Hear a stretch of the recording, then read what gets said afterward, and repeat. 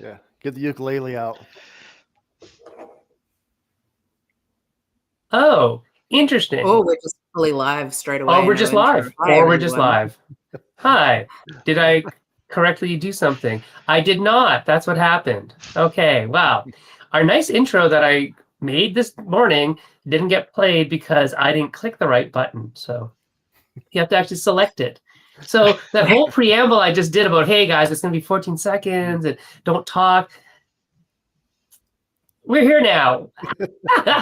So that's what you do. That's what happens when the show is live. Welcome to Maple Syrup, Michael and Josh. Hey, everybody. It's Sen and it's Kat. And we're here today with Michael and Josh from Through the Ash. They are a company out of Ohio, I believe. Correct. That's correct. Yeah. And I met Michael at Origins. I don't think, Josh, you were there. Were you I there? was there. I was probably either in an event or moving around a lot, Doing something, right? doing something.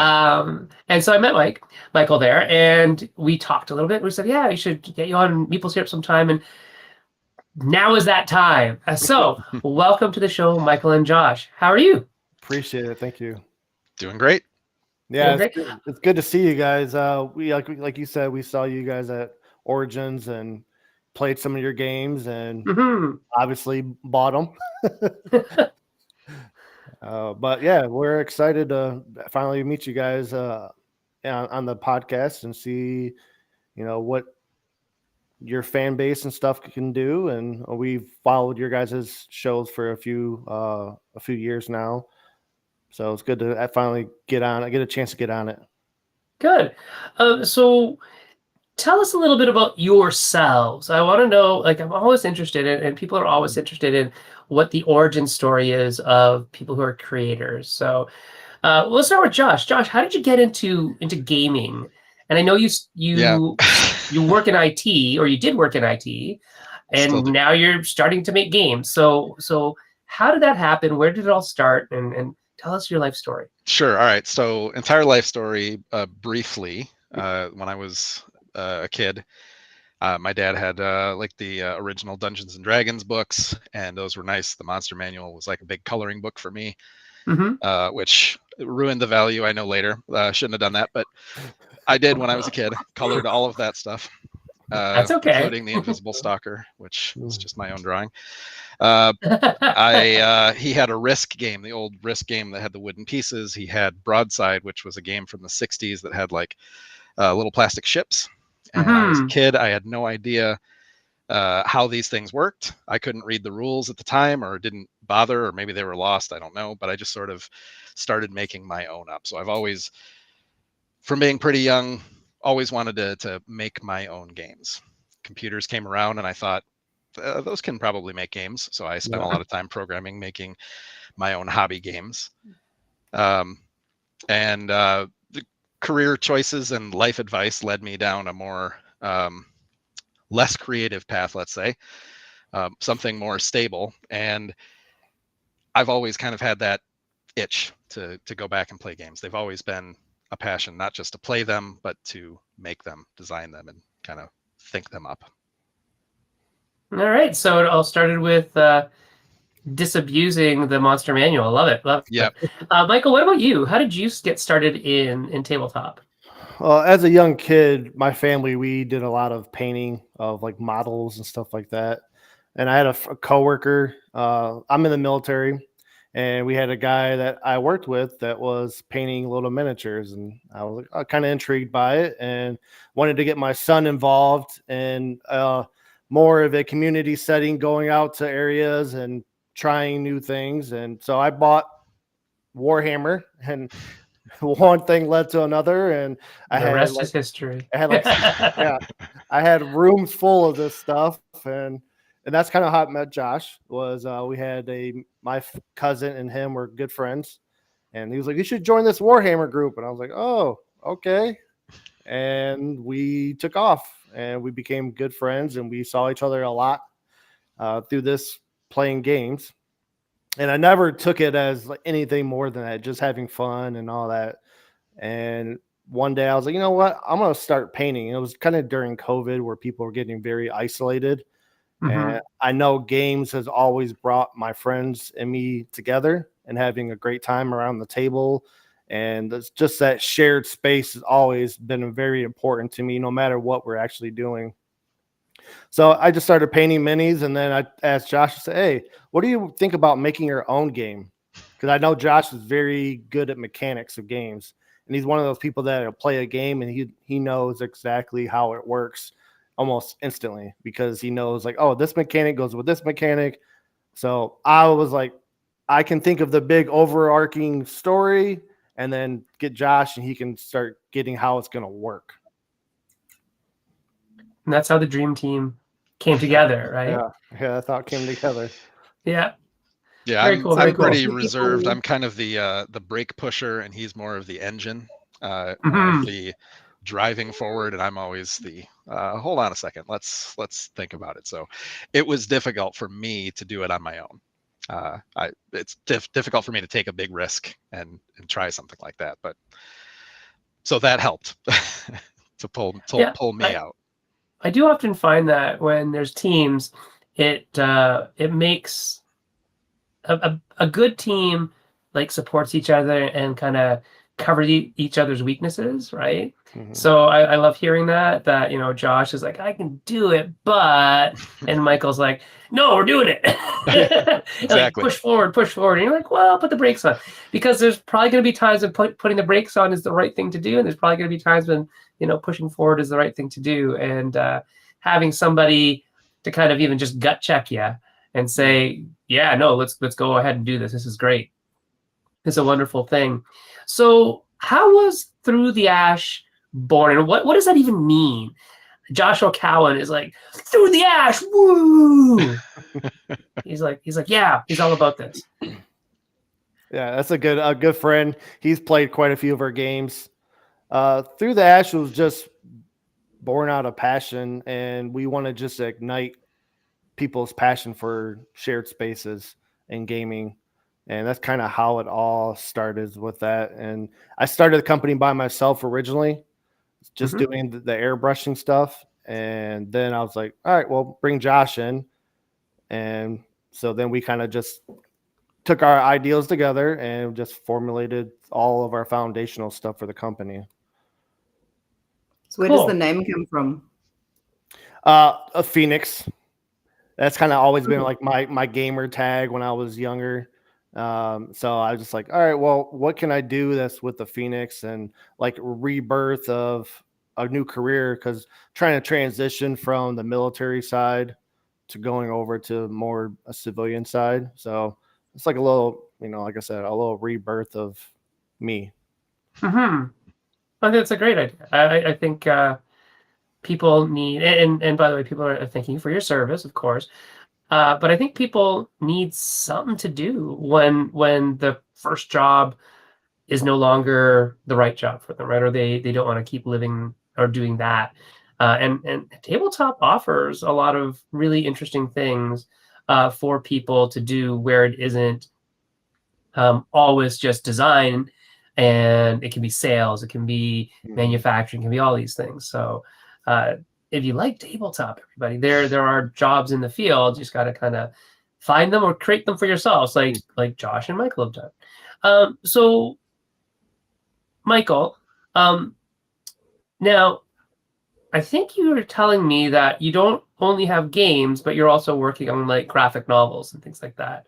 Yeah, can you tell us a little bit about that?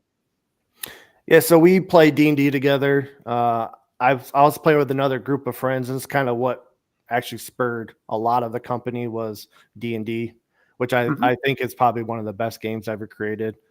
Just being able to get around and doing a shared story.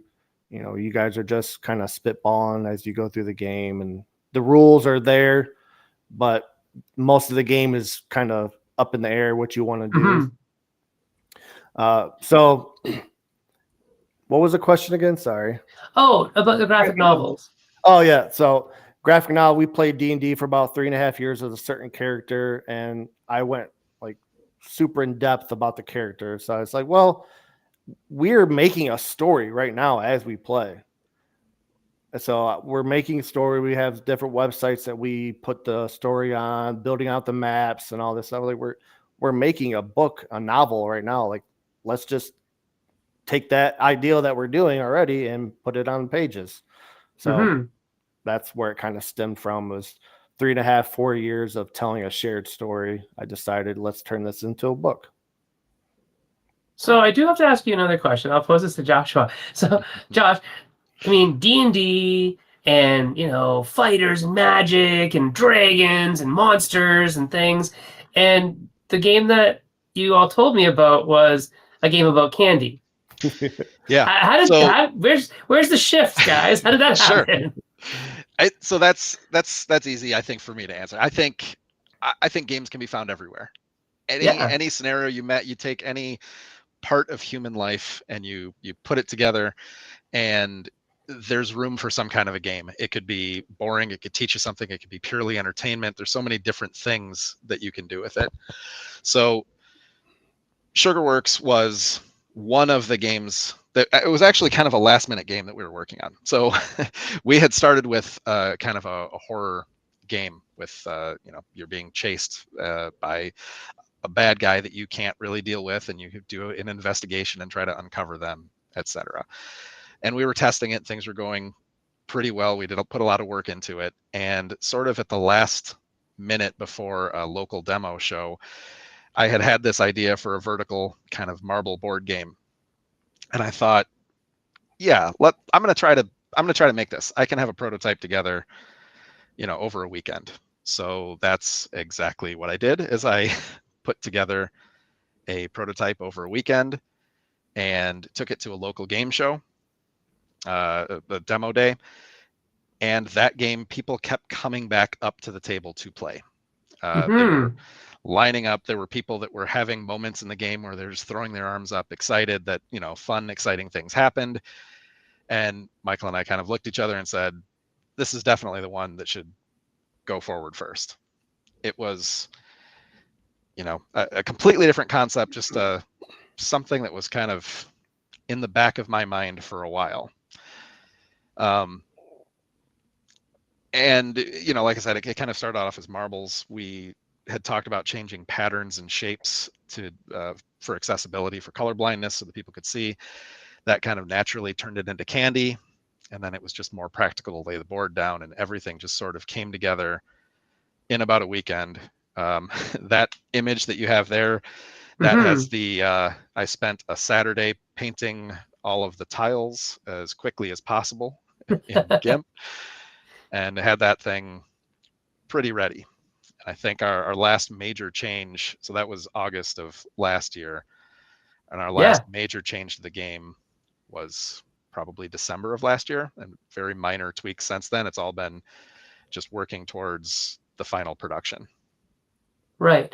And so if I'm getting this correctly, there are different types of candies that all have different colors and shapes to identify them easier, and they are on conveyor belts. That's correct. Yeah, kind of like I Love Lucy. Exactly. It's I Love Lucy. It's a Rube Goldberg machine where this candy factory is putting out more candy than the people can handle.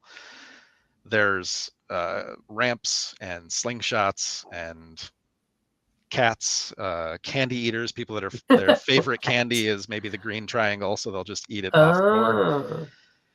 And those are all tiles that are out there kind of handling the mechanical step-by-step movement of the candy, the conveyor movement. Right, so those two arrows going one way move the candies that way, that kind of thing. Exactly. And then the bigger complication is that candy cannot share the same space. So when it does, the red candy, for example, gets pushed and rolls forward because it's a little circle. When things hit the triangle candy, they jump up it like a ramp.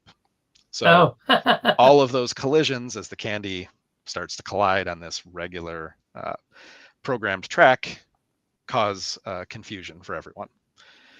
And your objective is to complete orders.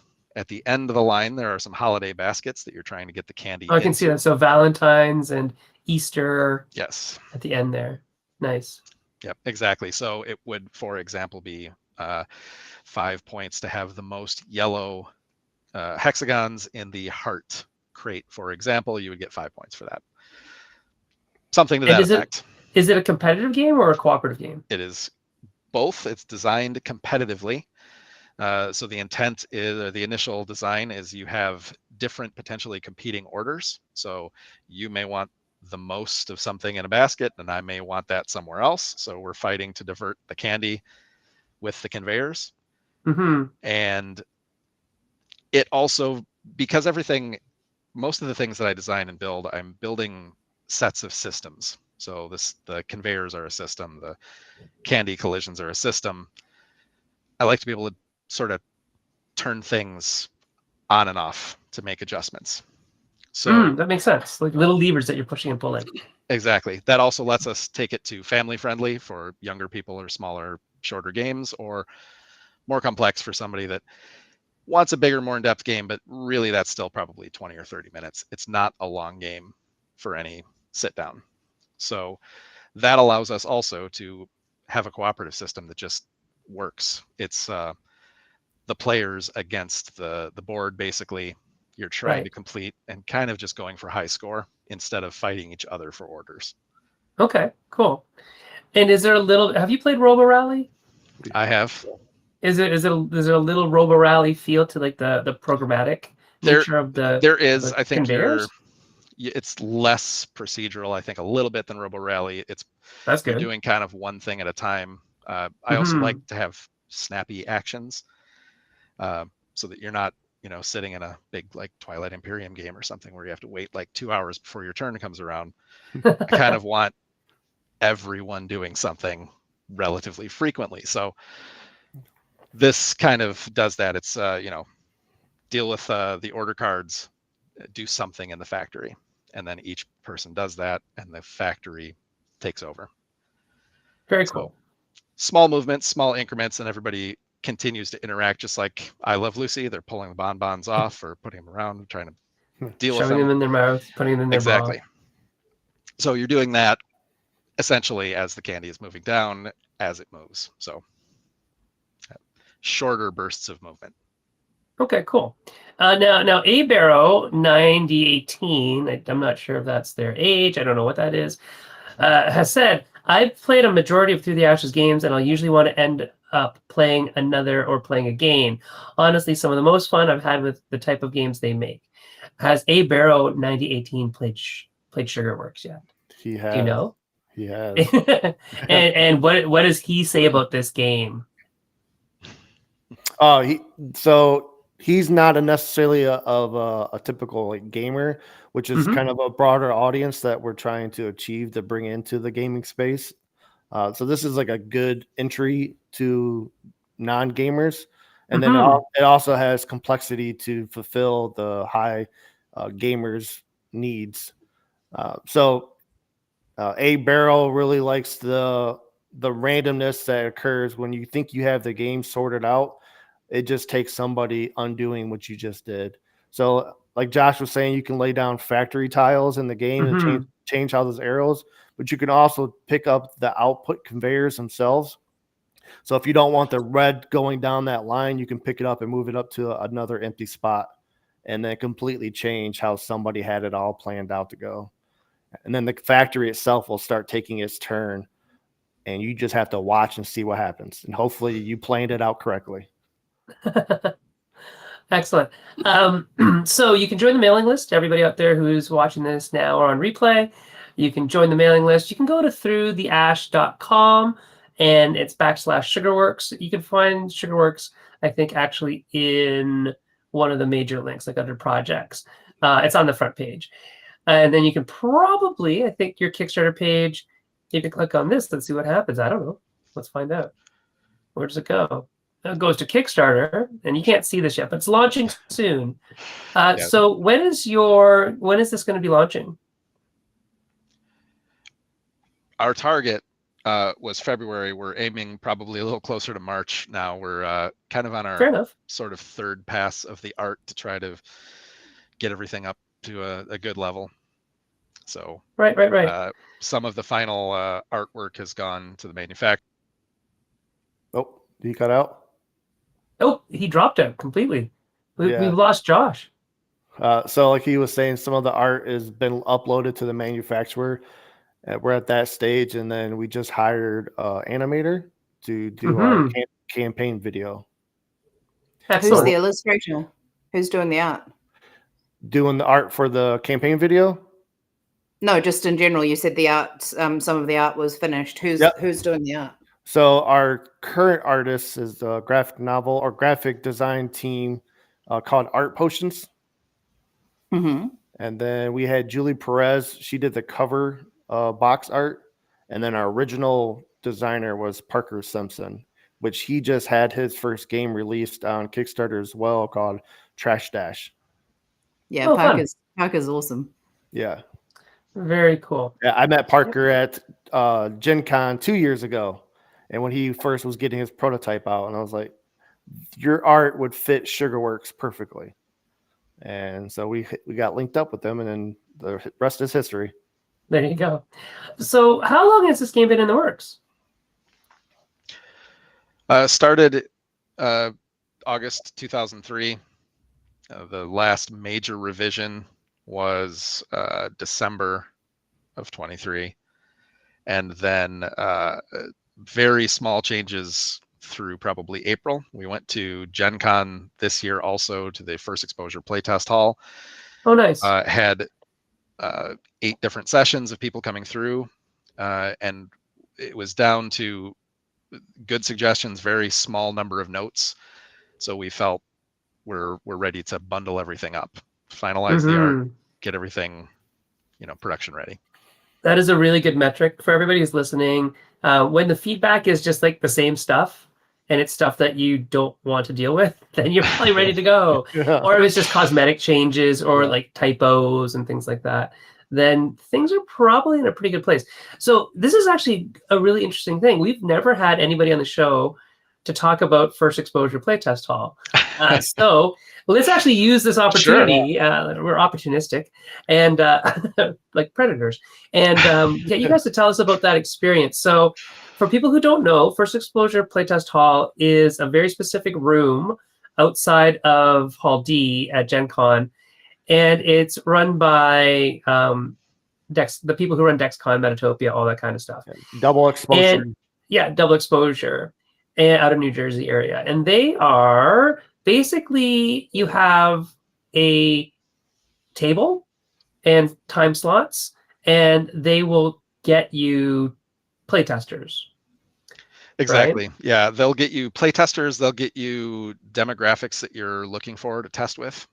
For example, we wanted to make sure that we had a family or somebody that had younger kids, kind of at the lower end of our age. We wanted to play test with people that had never seen it and were able to sit down in that age group and just try it. And that's not something that we regularly have access to. It's a lot easier for us to find playtesters that are older or grown adults. It's not always easy to find kids or families that may be interested in playing a game. So being able to specify things like that, they did a great job. We had full tables every single time. We had the demographics that we were looking for to test with, and all of the playtesters that we had were great.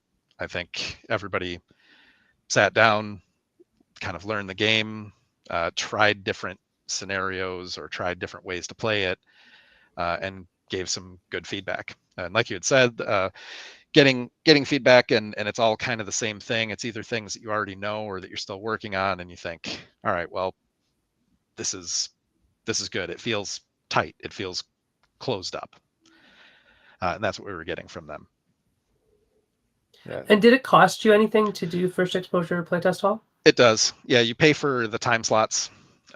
It's offset slightly by the fact that your badges are included in those time slots, but it's basically the designers are, paying for the seating, and then the play testers are provided, and all of the play testers come in for free. They don't have to have event tickets. I know you can get them, but I think you can just also walk up. They're almost always looking for people to try games, and they're trying all kinds of games too. Ours was a board game, but there were collectible card games, there were role-playing games, kind of war games, just different sorts of things, just a variety of different types of games that people could try. To be clear, they don't get into Gen Con for free. They get into first exposure for free. Correct. Into Just in first case, because there'll be exposure. people out Yes. there being Yeah. like, "Oh, no, Qualify no, that. no." Yeah. You have to That's be not an what attendee happened. at Gen Con, Yeah. and then you can walk. There's no additional fee like there are at some of the other Right. rooms or events. Yeah. Yeah. So for some events, people who are listening, if you've never been to Gen Con, you buy your badge for the day, the weekend, whatever.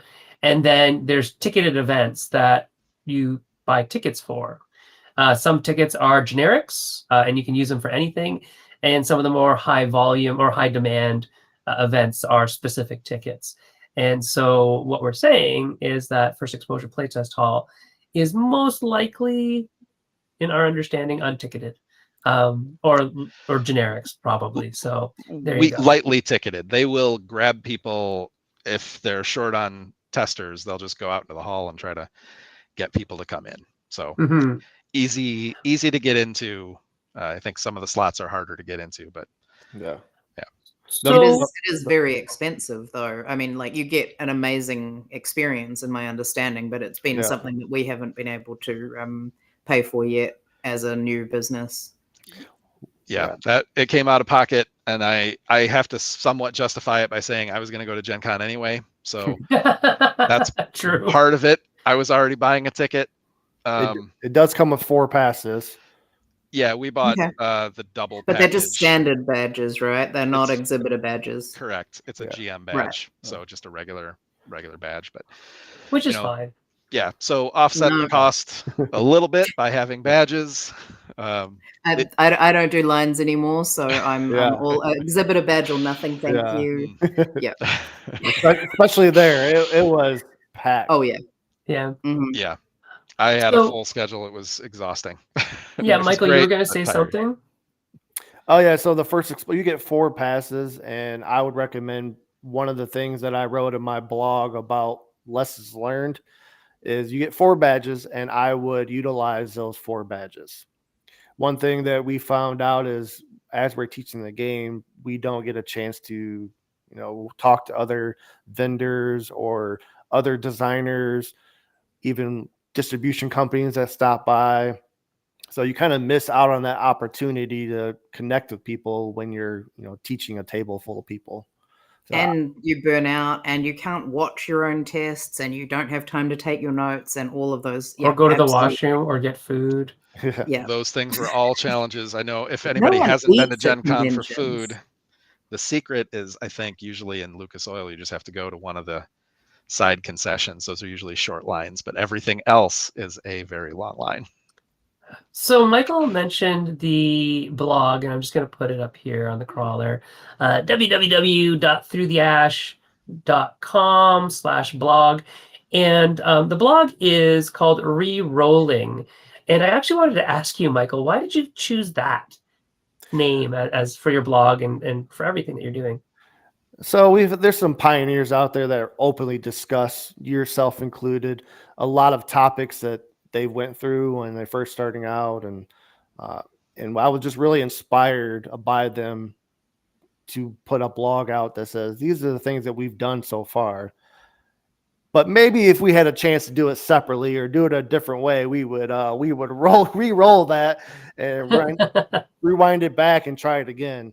And so in the blog, I am very open of what we've done, and then try to give guidance.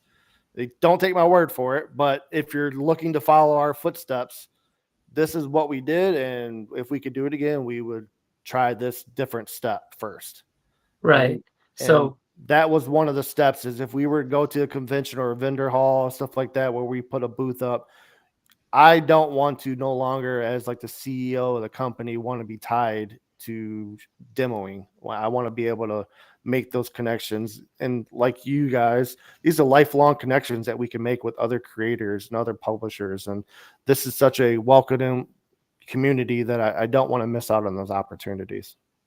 that's a really good point. I think it's one of the things, like if you're at a booth all the time, either people have to come to you or you have to meet with them outside of, the con hours, which can be difficult because it's really tiring. Everybody's super tiring. So yeah, a lot of times that's why as a company grows a little bit bigger, you just get that extra badge, right? If you have 4 badges, but there's only you and Josh, you just say, hey, other friend of ours, you want to come along? And they get to, maybe mind the booth while you go talk to the distributor that you're trying to get in with, or the manufacturer that's going to be taking care of Sugarwork, or anybody else in the industry that you really want to make a connection with and build a relationship with. So that's a really good point. So the blog on Through the Ash is called Rerolling, and I think there's a lot of good information on there from a firsthand experience, talking about what happened, the outcome of that, and how maybe with a little bit of hindsight, you do it again differently, right? And I think that's a really good way of learning from experiences. Nothing that was necessarily a huge mistake, but what if you rolled with advantage? You can pick the die that you got, right? Yeah, exactly. There you go. So again, I'm looking at your other projects, and there's a game about starvation, dire wolf starvation. Yeah. Can you tell us about that one? That sounds fascinating. Yeah, absolutely. So you can imagine a Catan style board, hexagons kind of in a roughly the same size. Each player is a different faction of wolves. They are trying to survive an incredibly long winter. There's a mysterious comet has struck the planet and causing some disruption. So there's this really long winter kind of killing everything off. So it's basically a little tactical, but it's a resource management game where you are moving the wolves around. You have to get food and try to survive. Each wolf acts in a different way. There is a pack leader, for example, which can be any of the 4 wolves, and they basically navigate and explore. You can see there's some missing tiles in that image. That's unexplored spaces. Right. And there's from that point, it's basically a little bit of territory control. So your wolves are hunting, getting food, and that food is then used to take actions. So kind of a lighter tactical game. I do have to say that I was fascinated by the little meeples, like the meat pulls, and I totally thought that this one in the middle that I now know is probably like a comet or something. Yep. I totally thought that was a turkey or a chicken because I got caught up in the meat. Meat. So okay, so you're trying to lead your pack there. Well, I mean, like Cincinnati, like WKRP, and So I thought turkeys could fly. Yeah, you're leading your pack, and you're trying to, go out and get new areas that potentially have resources, and then also trying to maintain the areas that you've already claimed. So there's like little tokens on the area, and you can pretty much like hide what you might be hiding wolves like in the trees. So when people come in, like, oh, nobody's here, and you flip over one of those tokens, it's like, no, we had wolves here. So you're kind of like hiding or bluffing your way through the game too, because there's a couple empty tokens for everybody. So you place a token down, and they might think it's something, but in reality, it's just a blank token. It was really designed off of kind of chess pieces, and just kind of if I had a shared piece version of it, that's kind of what it would be. It would be just sort of chess pieces moving around, collecting resources, and then you're spending those resources to move pieces again. Right. But because wolves are cool, it's wolves. Yeah. Having little miniature wolves is cooler, and trying to get the meat out there that's more interesting, I think. I think so. Kat, you had a question? Yeah, I was just wondering what made you think of using dire wolves in this context. Oh, so the play on words, really. It's a dire situation, the dire wolves. It all kind of fit together of like somehow that's got to be in the name. It's got to be there. And this is primarily about their lack of food. So as they run out of resources, you basically can't move your piece. You have to use other wolves to feed them. So that's where the starvation part came in. Yeah. Okay, and when is this one slated for? That's a good question. That one is pretty far along, but I don't know that I would say we're ready to pick a date for it. Right. It's in good shape. We've just focused on Sugarworks, so haven't been able to put enough time into it. That was another one for that same show. I had spent the previous weekend painting all of the prototype art for that game also. Mm-hmm. So will Sugarworks be the first one that you're putting out? Yes. Yeah. Okay, so this is what we're talking about are the ones that are following behind that. A little bit like our little snake of faces here of people. Yeah. I'm gonna quickly say hi to everyone that's been commenting. Yes. Got George, Jesse, Joshua, Abe, Arrow, Marcus, and Jim. Hi everyone. Thanks for joining our little snake. So that's what's going on. That's all the faces of the people who've commented, just in case you're wondering what that was. Yeah, so So you've got, that's one of the future projects. We don't have a timeline necessarily, like Josh said, picked up for that one. We do have another project going to jump in front of all of them, but we haven't posted that up on our website. We've kind of keeping that one a secret until we can start getting the prototypes made of it because of some of the mechanics of it. Once you know it, you can kind of take it.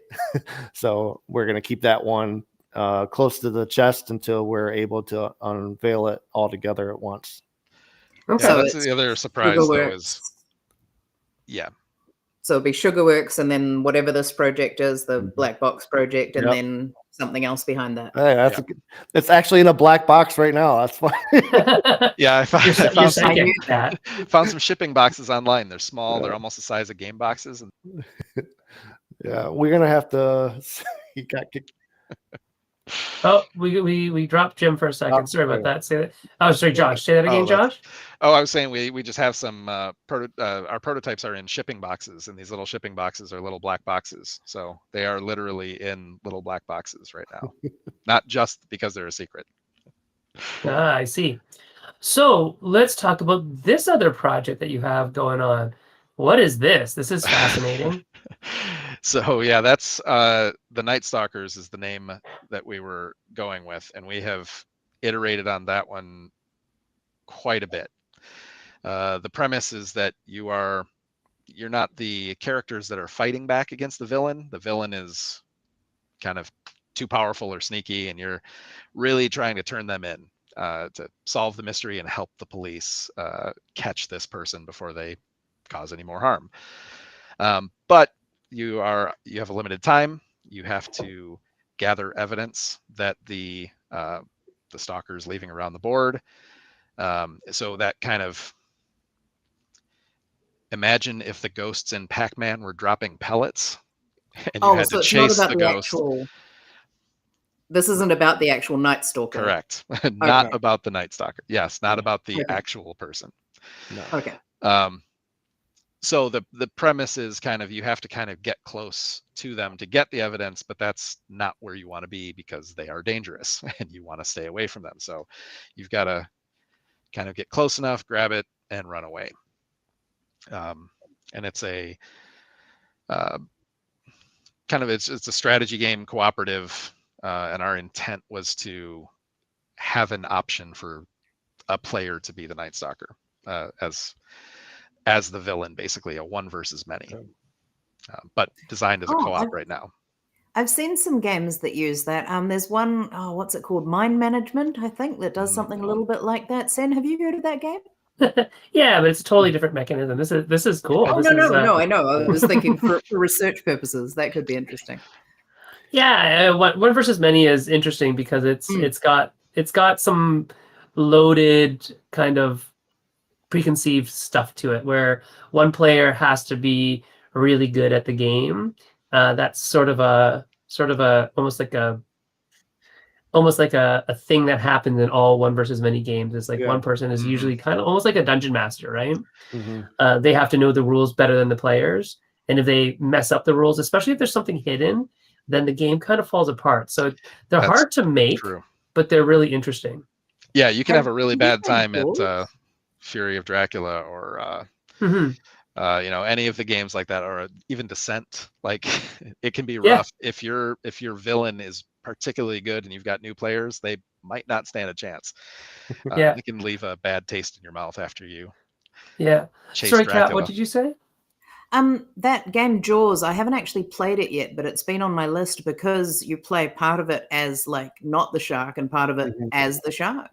And I thought that could be an interesting one as well, because that gives you both of those experiences. Yeah, Jaws is a really good game. If you haven't played it, I would recommend it. Oh, it's on my list. I just haven't got there yet.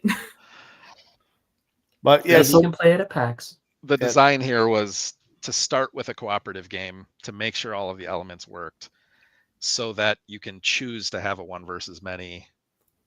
That feels like it would be easier to add that second bit in if all of the rest of it coalesces correctly.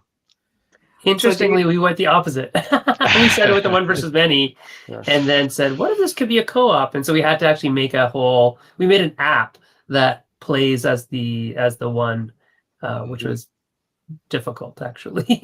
So maybe the way you're doing it is smarter. I'm hoping that the solid AI control of the system-based villain, to hand that over to an intelligent decision-making agent, would make for a better experience, where your tasks are effectively the same, but you just take the automation step out. So in this game, how does the AI do its thing without the players like knowing exactly what's happening?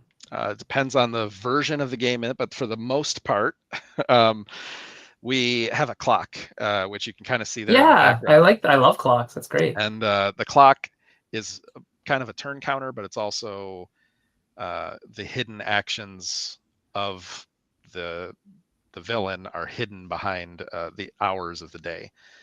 So is that what's showing up in that little window there? Yeah, it's kind of hard to see, but behind the clock is a little hexagon piece that has different shapes on it every hour, the icons. So every time the clock moves, the behavior the little shifts. window opens up a little more. So the enemy tends to get more aggressive towards the end of the day, where it turns into a horror slaughter movie where they're just trying to run around and kill everybody. Right. But during the day, they're trying to behave more discreetly. I get it. You get a feel for what they're going to do, but you don't exactly know. If we push the clock to the next hour, what's going to happen next. And then the player during the game, as the players exhaust themselves, they become more vulnerable to the villain. So the more you try to do things, the weaker you become when it's his turn to start stalking you. Okay, that makes sense. So now you gotta try to like weigh your options. Like, I could do this, but and then you're like, well, what if I do that? What if I do it? And then maybe I can draw him towards me. So it gets that whole mechanic of trying to draw the villain towards, like, hey, I'm over here. I'm trying to save and you have to tell me, what purpose does the little ambulance serve? Because it's cute. So I don't like elimination in games, and I try desperately not to have people get eliminated. But I also want games to end at some point. And if you are particularly getting slaughtered by this villain, the game should end at some point. So the ambulance was really a step in that direction of, basically, you have a certain number of times that this ambulance can come resuscitate someone, at which point, the game's over. So it's kind of a death counter, basically. Right. You've got, so it's a limited number of respawns. Exactly. And that's for anybody on the team. Exactly. It's not per character. Correct. I like that, actually, because it means that, if the team as a whole is pretty good, but you're playing with somebody who maybe a newbie or a younger person who maybe doesn't get the rules, or maybe an older person who doesn't get the rules, and they can use up all the ambulances because the rest of the table is pretty savvy, and they don't feel bad about it. And that's neat, because they're not eliminated. The whole team is eliminated when the ambulance has been used X number of times, whatever that is. That's a smart way of doing that. Exactly. And some of the things that I like the most on the design of this one that we were working through, the clock, first of all, with the interchangeable back, Yeah, that's really It's cool. very simple to change, and to reveal it in that way. And the splatter tokens that are out there, which Are I those don't know how well the? you can see it. The little red things with the little yellow kind of triangular bits on top. Yeah, so are those? They look like evidence tents. They are Yep. of evidence tents. Yep. Okay, So but with blood splatter. Okay, yeah. cool. So on the other side of that is an icon, and when you look at that evidence, you see what is underneath it. So the Oh. thing that I was pretty excited about is I made those to be stackable, and it really just worked. So make these stackable evidence cones, basically, that you're dropping out there, or that Mhm. the villain is dropping them as they move around the board, and then you look at them eventually to potentially find ambushes. They left a trap for you. Oh, They neat. come back and So get you. so this is the game where you actually want to be one step behind, Yeah, exactly. Get as close as you can to get as much as you can, but not but close not enough. too close. Yeah, you want to Right. be one step behind the person that's behind him. Oh, I see. I see. Yeah, you look over there. I got your back. And then as But soon it is full co-op though, right? It is not like Yes, correct. okay. So we catch the Night Stalker as a team. That's the goal. Yes. yep, and Or it's they one. get away, or they kill you. Yeah, it's One one of of those six things. players. It's one of six players, so you can play completely by yourself too. Oh, that's fascinating. Like, how does it play with 6 players? That seems like a lot of people. Is it? Does it feel the same playing it with 6 people as it does with like 4 or 3? It does. One of the mechanics in that particular version, which, like I said, this thing is still going through iteration, but the dice that are used are activate your abilities, and they are basically representing like tips and information that you're getting from people in different locations. Right. So you have to go to a location to get a tip, and then you can roll that die and then use it in the game to do another neat. action. So the dice sort of pull you out into the board to make you want to go to different places, to talk to different people, is essentially what it's representing. Yeah. And when the Night Stalker attacks you, you lose those dice. You lose that information. They're slowing you down, so you didn't get to capitalize on it, and the dice go back out onto the board. So in order to take actions, you want to move around the board to get those dice, but you also need to pick up the evidence where the bad guy is. So even with 6 players, they're going to want to go to different places, and different characters have different abilities that tie into different item types. So the gamer, for example, might want to get tech-based items, right? Because their power triggers off of that. Yeah, then you have the evidence board too. If you see up on the top middle, that board grows with the more players too. So you flip the parts of the board over to increase the player count. So okay. And that's basically the cork board with all of the yarn between it when you're trying to figure out. So you're moving good old murder board. Exactly. You're moving some pawns across there, which are little push pins, and the goal is to progress I see them. your progress your investigation to uncover the weaknesses to defeat the villain. Right. And what are the little? I see some lock tokens. I see this little kind of tray of square tokens. What are those? Square tokens. Those are those are the temporary items. It was easier to just put icons on little wooden tokens. Sure. Those would likely be cards with a little bit more action on them, so they can do a little bit more. But we simplified them to the icons to try to get everything to work. The lock icons, or the lock tokens there, evidence can be basically locked or hidden or obscured by the bad guy. So you have to do a little bit more to uncover that. So there's regular evidence that you find that can progress the investigation normally, but then there's evidence that you need to really crack the case. You have to get something more concrete to unlock those locks, take them off of the investigation board to progress. Very cool. And the villains is so randomized by a pretty clever mechanic that Josh came up with, that it could be several, we could make it as many villains as we want by just adding additional cards. But those mechanics work out no matter however many cards we put, but we can figure out this guy's as fast. He likes to hunt at certain times of the day. Maybe he's slow, but he's strong. Like all of that stuff is randomized at the beginning of the game. So you're never going to fight the same person. That's really neat. I'm very fascinated by the whole clock system too. So love it. I hopefully when I see you guys next time, you'll have some of these games handy so I can give them a try. So that's the plan so far. So you're going to launch Sugarworks sometime early, like Q1 in 2025, and then pending the success of that, you have to deliver it. Remember, you can't just take the money; you got to deliver. Then you have like 3 to 4 other games kind of in the works.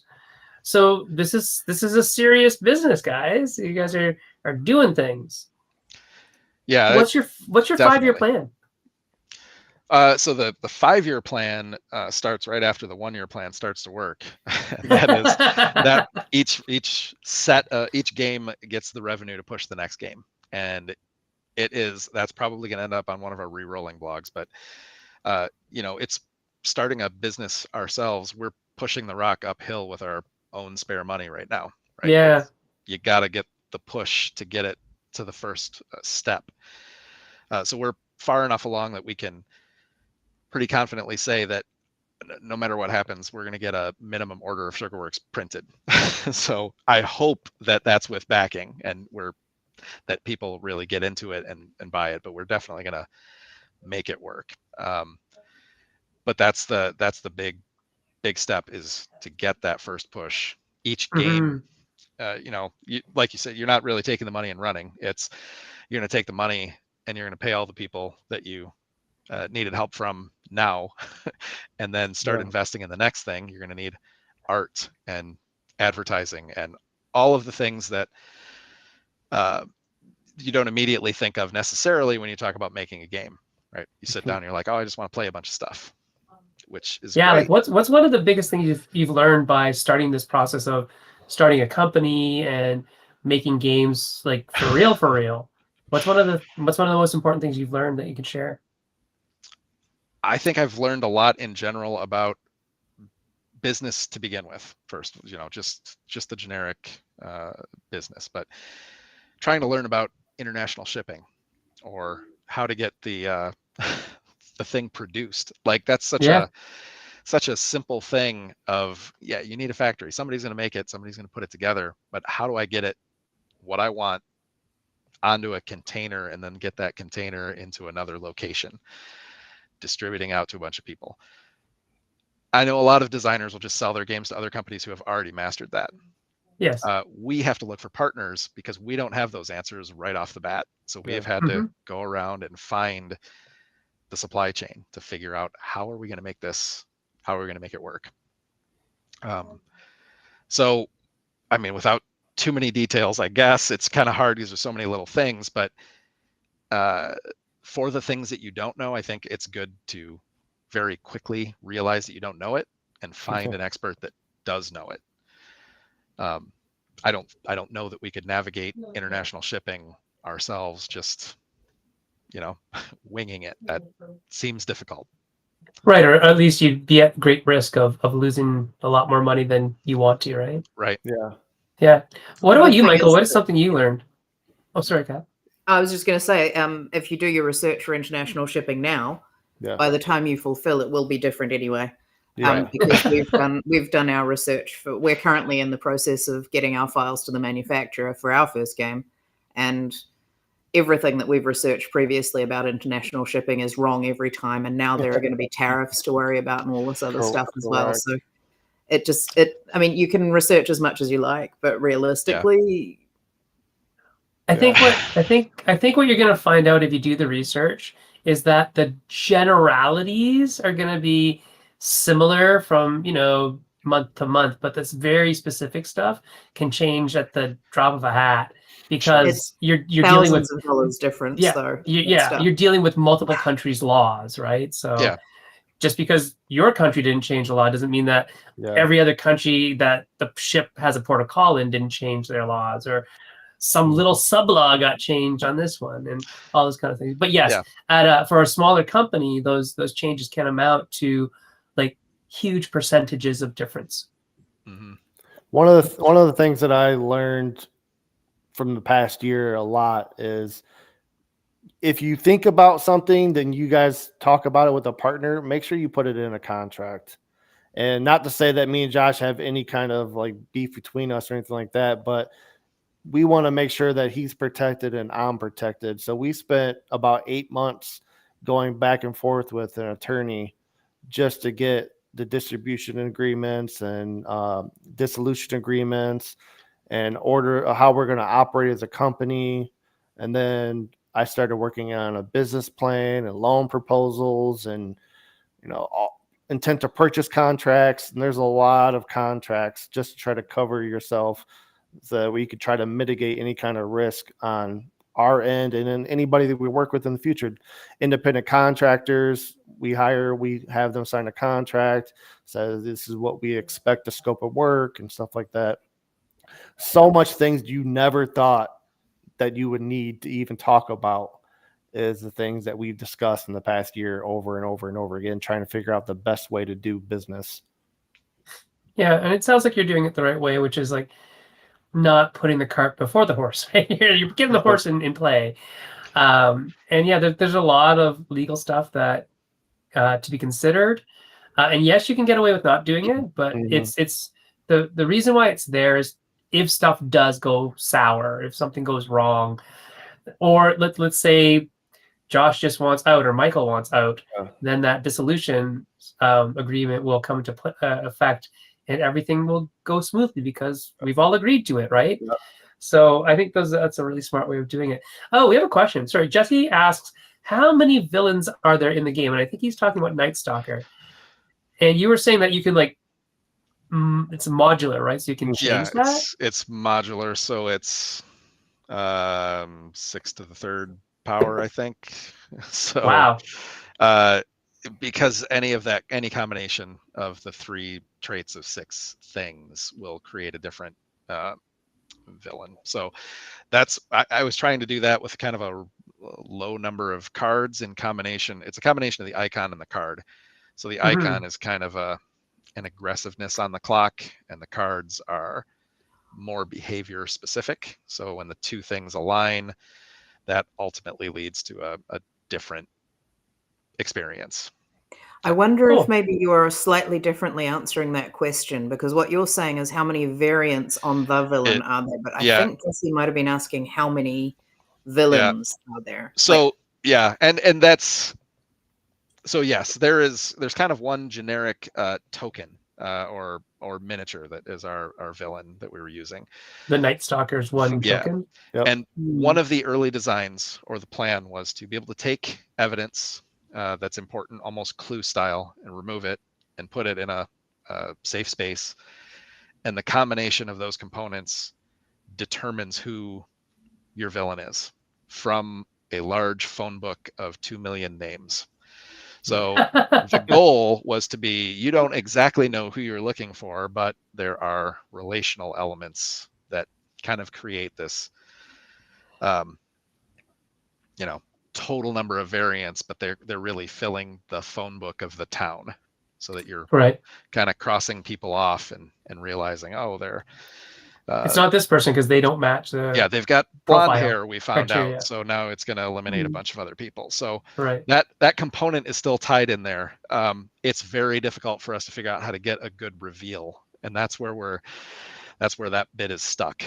Is now that you found the villain, who are they? Now what? Yeah. I actually, when Jesse typed that question, I had the same question from the way you were describing the game, because it sounded like it was possible to actually have multiple villains in the game. Like that was one of the things you were considering, is having multiple, like you could add extra villains in. So I'm not exactly sure how that came about from what you were describing, because both of those answers aren't that. And I was like, oh, maybe Jesse and I both misheard.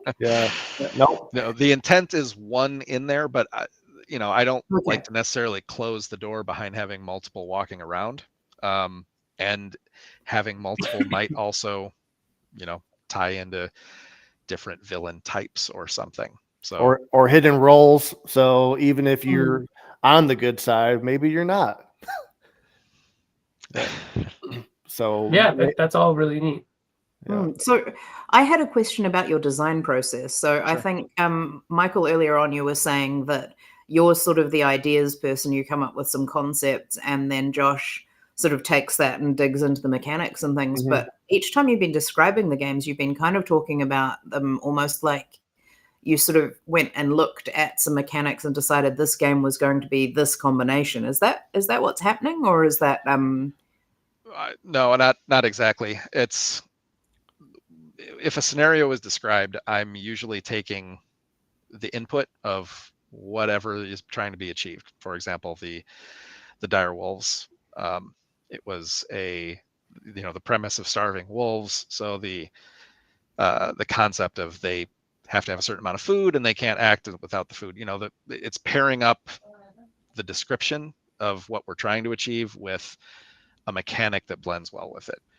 okay? So you're still starting with the idea of a theme or an experience, and then you're putting those mechanics in reasonably early. Exactly. And I've done a lot of game jams, programming game jams, and I kind of take the same approach. Someone throws a theme at you, and then you say, "Where's the game?" And well, okay, well, here's pieces. These fit, and then you just sort of try it.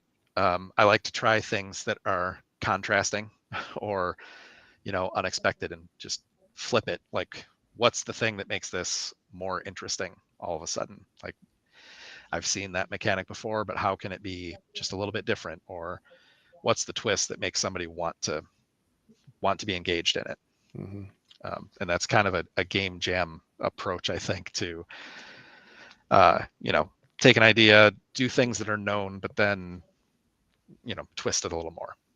And then, Michael, does that loop back around to you again? Do you sort of come back into that process? Yeah, so I have roughly about 62 games concept out, and I try to get it. And now that we're getting more and more into this business, I kind of know what Josh is looking for to get him interested.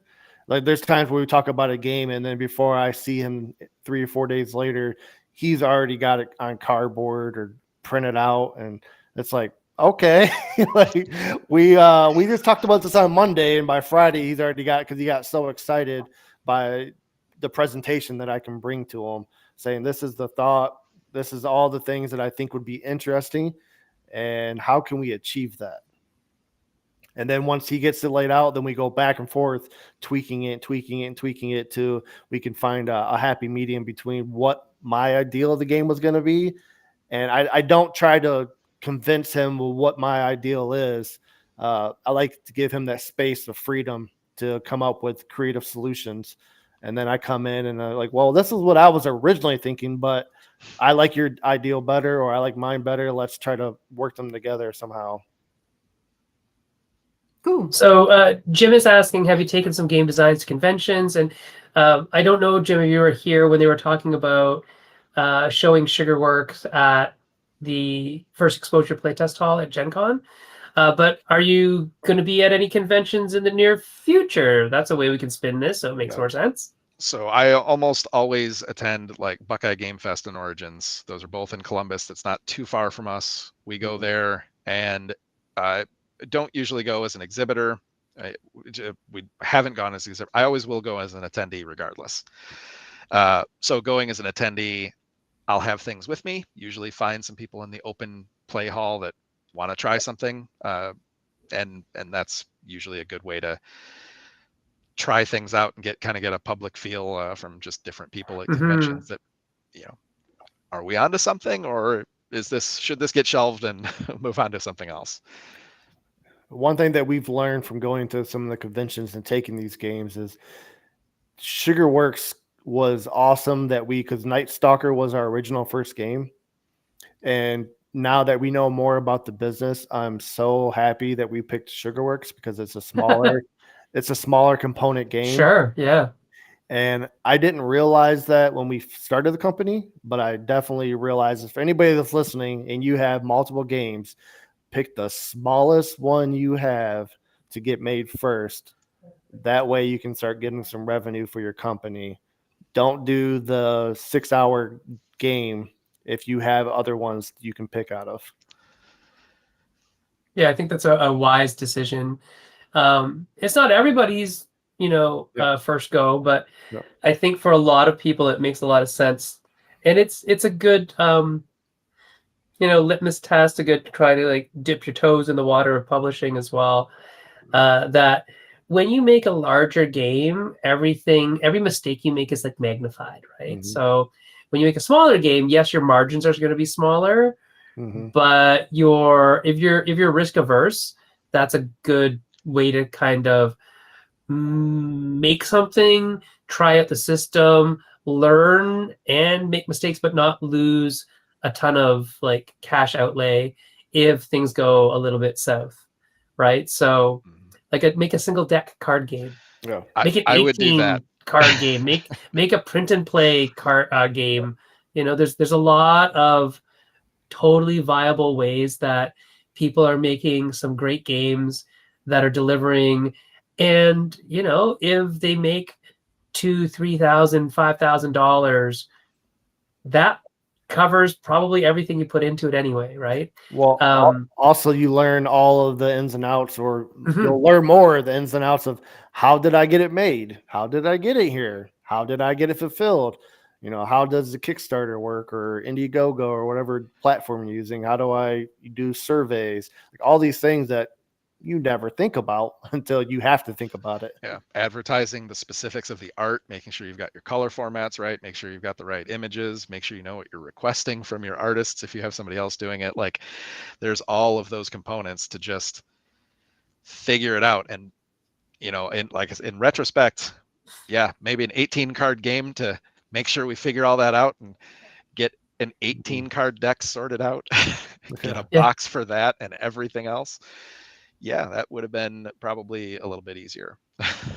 And it would have taught just as many things and made sure that we were on the right track with the right partners.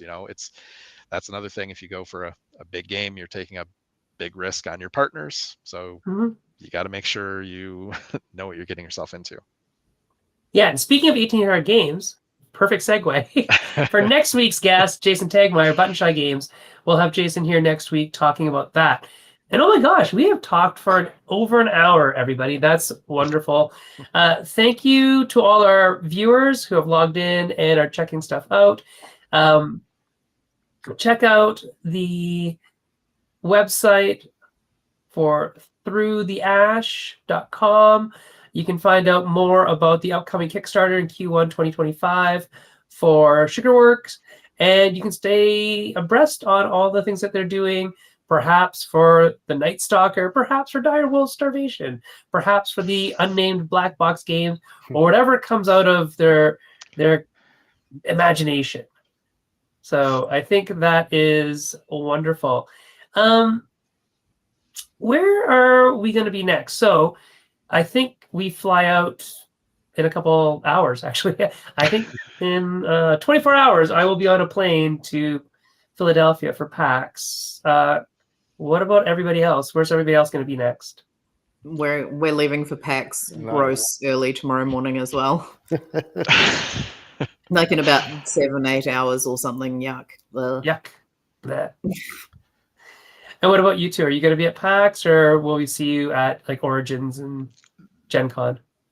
Definitely Origins. I'll be there at Origins. That's the next one that I know for sure. And we're, right now it's going to be holidays and focused on getting Sugarworks out the door and everything for that. So that's going to be a lot of work and a lot of time. Yeah, 100%. And I am deploying, so I will be gone for a while. So it's going to be falling on Josh's shoulders until I figure out where I'm at and what I can actually talk to him about. Yeah, Josh will have to like hold the fort down, right? Yeah. There you go. Well, if anybody wants to talk to us more, you can reach us at various locations around the internet. I am still on Twitter, I know, but more on Blue Sky. Twitter mostly just because that's where thousands of followers are, so have to just send out messages, right? Kat, where are you? At Drarink on all the things except that one. And we are at Meeple Syrup on all the things still. If you want to help keep the lights on, just go to patreon.com/Meeple Syrup. Check out what we've got there, and that's it. And you can catch these two fine fellows at throughtheash.com. The re-rolling blog is a really nice way of learning from their experiences, right? Not necessarily mistakes, but just maybe they could do better if they had an opportunity to do it again, right? Mhm. And like I said, next week we have Jason Tagmeyer of Button Shy coming to talk about 18 card games. And like I told you, we have to ask our guests to each give a piece of final advice. So we'll start with Michael. Michael, what is your final advice? Before you take a step into this journey of entrepreneurship, just try to find anybody that does any kind of entrepreneurship and sit down with them and ask them what the pitfalls were that they faced. It doesn't have to be tied to board games. It could be anything. And we were just so happy or so lucky to have somebody in our lives that has had multiple businesses that we could sit down with. So just find somebody that you can sit down with, open up about, and try to gather as much information as possible in any venture in life that you want to go down that road. Excellent. And for me, I would say it's follow your passion. Don't let advice of doing the safe thing dissuade you from doing the thing that you want to do. And I know that's just been a tough thing for me growing up, hearing, do the safe job, take the safe thing, do the whatever. And it's difficult to push against that and say, that's not what I want to do. I want to do a different thing. So just leave that other stuff aside. I agree. Take those risks. You'll never have another chance, right? So, right. Yeah. All right, everybody out there in Meeple Syrup Land, we will see you in a week with Jason Tagmeyer. If you're at PAX this weekend, come find myself, come find Kat. We'll be there doing things. I'm mostly at booth 4343, showing off the latest games from Off the Page Games. So Jay and myself and some of the other designers on the team are there doing that. So I will see you at PAX if you're there. Kat, where are you going to be at PAX? I'm going to be on the show floor for some of the time at the demo tables. I will be at the PTI Games Room 201C some of the time, and I will also be at the Night Moves Cafe booth, which is booth 3800 some of the time. You can find that incredibly packed schedule, which is basically wall to wall, start to finish at one of those things. On all of the Drarink stuff. And thank goodness I've got George and Dave coming to help us, because otherwise... All right, everybody. We'll see you in a week. Have a good one. Bye. Thank you so much. Anytime. Bye.